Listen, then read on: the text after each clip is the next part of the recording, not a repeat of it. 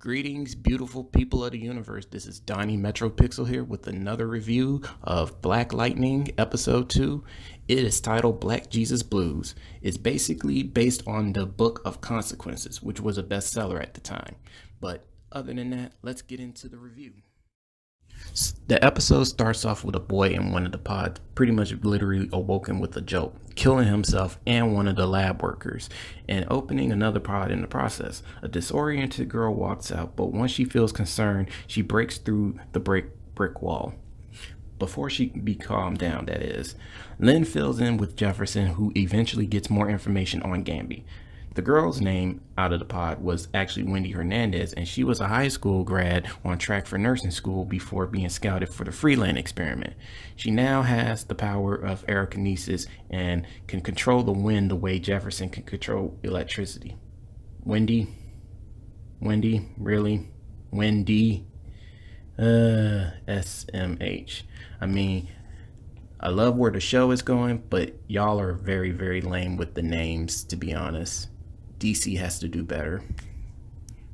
You're not very original. But anyway, Wendy wreaks havoc on the streets of Freeland with just enough wind around her to make Beyonce feel proud. She leaves before Black Lightning and Thunder arrive to clean up the whole mess. When people in the area cheer them on, Anissa takes a bow. Her father pretty much sternly reminds her that they aren't superheroes for the recognition. As far as Anissa's grandstanding and playing Robin Hood with your drug money, it's pretty clear that she's getting a bit too big for herself, and that's usually not a very good thing. Later through in the episode, Gamby locates Wendy, and after she hurls Black Lightning against the car, he subdues her with a big zap. He tells her he's a friend who wants to help and get her back into the lab, where she eventually returns into the pod.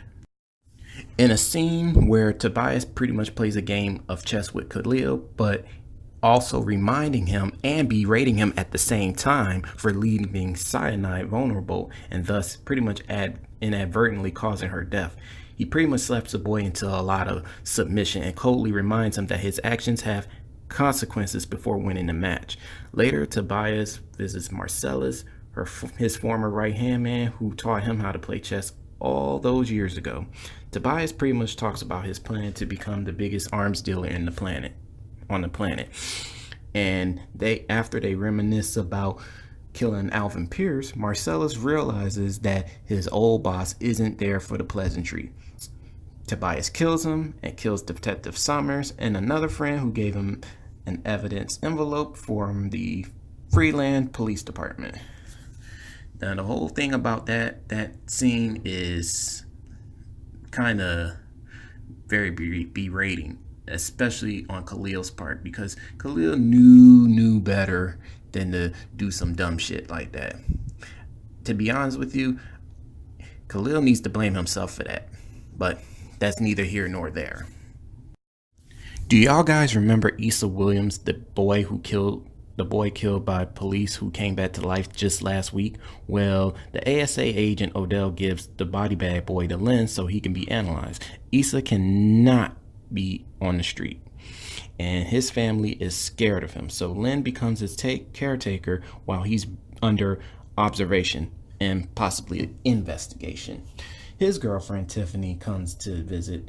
After he looks at her, she has a sudden outburst expressing her fear and disgust with him. Lynn doesn't have the heart to leave Issa alone, so she brings him to the family dinner. The other Pierces are shocked to see him in their home, but they get more comfortable once they're at the table. So comfortable enough that they start speaking their minds. Jefferson noticed Issa's glowing jugular vein, and the boy admits that when he looks at people, it makes them tell the truth. The family quickly leaves the table before any more situation and secrets spill out.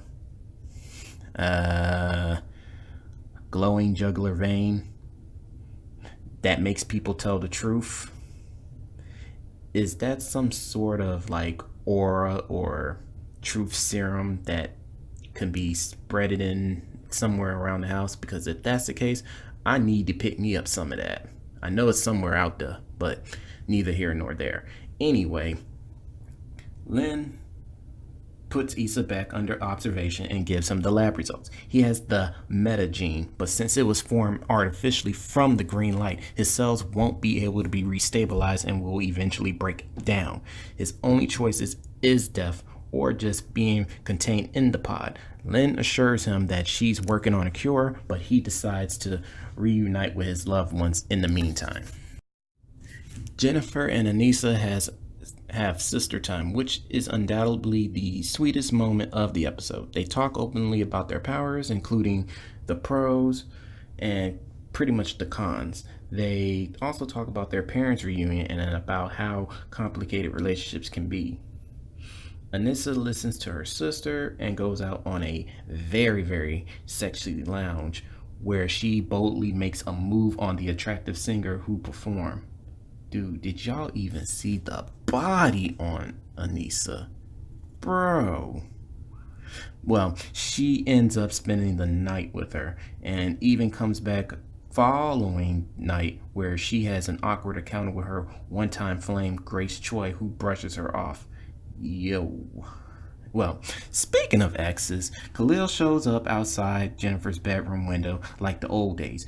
You know, before he became a murderous, dart-shooting psycho. Well, he's not a psycho to me. He's a sociopath that just can't keep the same energy. Well, she's angry at him, but he tells her that he's indebted to Tobias for giving him the ability to walk again. So he had to attack the school and Black Lightning, and then he tells her he still has feelings for her, and when he touches her, she has a power surge that just pretty much makes him leave.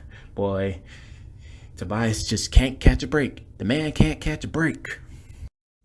But the biggest, most cut down, disheartening scene that really disappointed me was that Jefferson and then Dr. Napier Frank meet to discuss of the new principal of Garfield High.